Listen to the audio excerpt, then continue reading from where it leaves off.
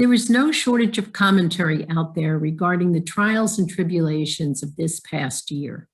In fact, exactly 12 months ago, I delivered a Devar Torah about staying home to protect ourselves and others from this horrid disease we call COVID, describing the view of our new life at the genesis of the pandemic. But just as this week's portion addresses our ancestors' departure from Egypt, I want to talk not just about the genesis of our life in the midst of COVID, but our exodus from it, our post-pandemic life. Today's Torah reading from Parashat Bishalach, the same portion we read each year at our Kol Isha Shabbat service, recounts the Jews' redemption from Egypt and their life in the desert. We read about the children of Israel's newfound freedom and where that independence took them. The night before their flight from bondage, those about to be free sequestered themselves in their homes, marking their doorposts with blood to ward off the Malach Hamavet, the angel of death. Similarly, we were also confined in our homes, except without the whole bloody doorpost part. We experienced our own form of suppression, and the virus and death in its wake has touched and devastated each of us in some way. In preparing for Pesach this year, I found the shopping guidance spreadsheet I had created a year ago to organize how I deal with venturing out to stores, the system I'd use to deliver purchases made on behalf of friends, no contact reimbursement, and what to do with my own packages to be sure they were free of SARS-CoV-2 once I'd returned home. If I were among our forebears, I'd still be creating my spreadsheet while my brothers and sisters hastily departed without even time for the dough to rise.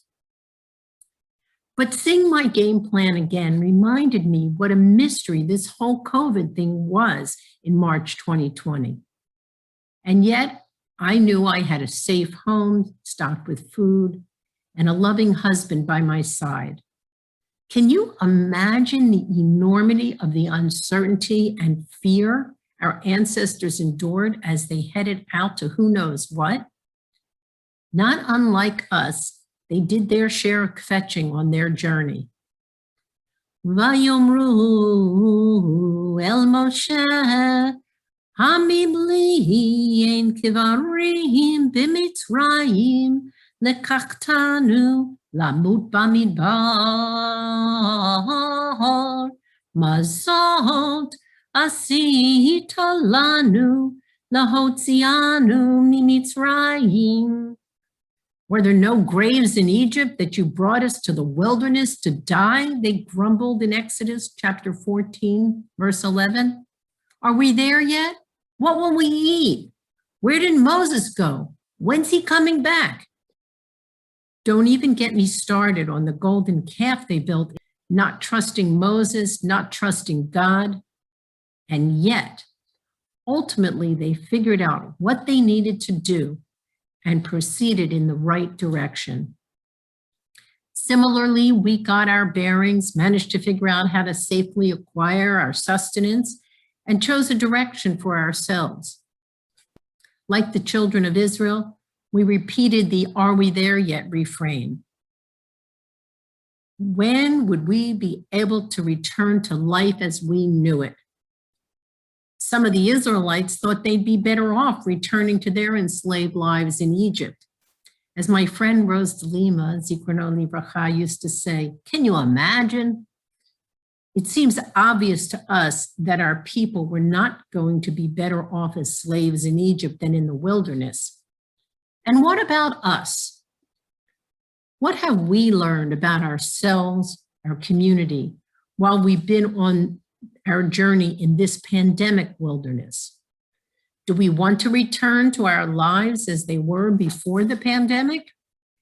Should we, even if we could?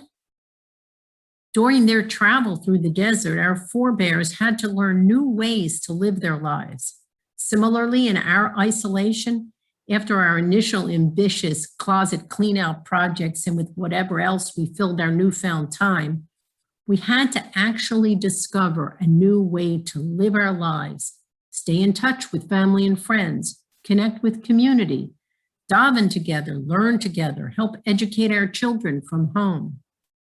I'll bet our ancestors would have loved to do all the bread making and other baking many homebound did. The Israelites could only dream of baking with the milk and honey God had just promised them. Fortunately, our creative juices and those of our leaders, clergy, and lay leaders flowed, and we amped up our connections for study, prayer, social life, even tikkun olam. We found we could still do Jewish virtually, learn together with our shul leaders, participate in CSB programming online, attend services Friday evening and Saturday mornings, engage with others through Torah study on Zoom, have a meaningful Kol Isha Shabbat service, meditate with Rabbi Kavod on Tuesday mornings, kibbutz with community late on Friday afternoons, have seders with family from far and wide, attend Rabbi Kavod's meditation retreat, plan for our shul's future through strategic planning council and parlor meetings, check in with fellow congregants the old-fashioned way by phone, and be present for our friends, family, and community who are experiencing loss. We have been able to collaborate with shuls from San Diego to Long Beach for Tisha B'Av and Purim. Some have played mahjong online with friends, video called loved ones, or telecommuted to work. All of this from the comfort of our own homes. I know this hasn't been all fun and games, just as 40 years in the desert en route to the promised land was no picnic. But we put on our big boy pants, or maybe we didn't, and did what we must. Like those oppressed before us, we felt we had lost our freedom. This likely was not how you imagined spending 2020 and continuing into 2021. Zooming into a funeral or a Shiva minyan, working from home, keeping away from elderly parents, children, grandchildren, friends, community, repeating again and again, you're on mute, davening from home in your comfy pants, if any. And most of all, just like the children of Israel, wondering what the future would hold and asking repeatedly, are we there yet? To paraphrase my friend, our friend Heidi, this is the hand you were dealt. Play it. Make the most of every opportunity to find joy in life. And ivdu et Hashem v'simcha, serve the Holy One with joy. So what might our post-pandemic life look like? Will our whole world return to in-person engagement? Or will we have some type of hybrid, in-person and virtual life? You might know that just when the pandemic and its requisite isolation began, Temple Beth El was geared up to live stream our worship services. We pivoted to Zoom as we felt its interactiveness better met our needs, better enabled us to engage, enjoy, connect, and learn with one another. Many found it convenient to not have to drive to shul. This circumstance promised a relaxation of some of the rules, halakha, that define us as a conservative community. How do we observe religious edicts, the prohibition of using electronics on Shabbat, counting a minyan, etc., when circumstances warrant flexibility? As the pandemic started and we entered a sha'at hadchat, time of emergency, dire straits, if you will, the Rabbinical Assembly's Committee on Jewish Law and Standards, the central authority of halakha within conservative Judaism, instituted a number of rulings regarding online worship. These opinions stretch the boundaries of how we understand the concepts of minyan and community and the role of technology on Shabbat. As we look forward to a return to in-person worship, we face a number of important questions. As an aside, clearly the Rabbinical Assembly, the RA, initially thought this whole thing would be over in a couple of months because their generously shared digital Siddur has a watermark that reads, "For restricted use only, March to April 2020. At the RA's recent convention, Rabbi Kavod joined a professional learning community to learn and share how moving forward we will be able to, quote, be flexible and meet the needs of our community while still maintaining integrity as a conservative worship space, making halakhic choices that are informed by our ever-unfolding tradition," end quote. TBE leadership is now in conversation about this. I'm guessing we're all looking forward to learning what choices will be made regarding the use of technology to maintain and enhance our connections as a Shabbat morning community.